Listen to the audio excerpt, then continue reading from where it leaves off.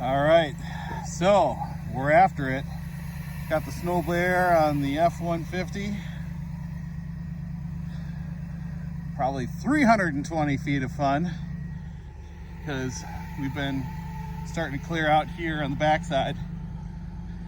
Ryan's on the snowblower, Boris. This is Frank, the tank here. But we do have some snow. There's a lot. So it's going to be a process here of digging out. And snow storage in the winter is always a trip. Looks like the snow is slowing down. But yeah, this is the next camper, is get all the way up to the county road. And it's no joke, folks, that we got a lot of snow. So that's my next ride, is up there. So I got to get a running start and hammer down and get up there.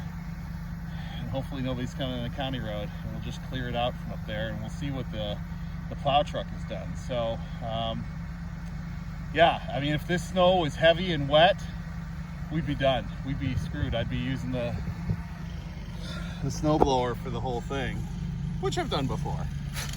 But yeah, this was no joke. This was a serious storm, and Ryan's doing a good job. Thankfully, he's here and doing the work. You can just see this glare ice here.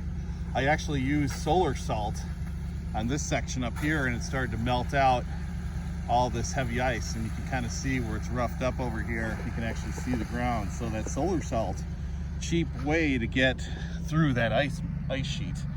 But here we go. So this is going to be interesting. Wish me luck. Rock on. Here we go.